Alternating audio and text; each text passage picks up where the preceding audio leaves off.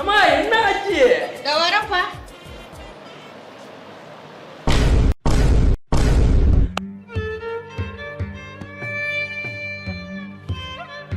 சுச்சு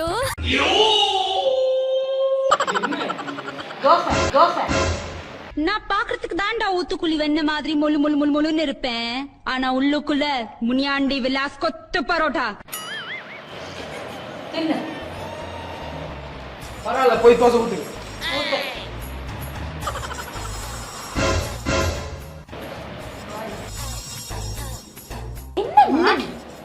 என்னடி தோசை தின்னு தோசை போட்டு என்ன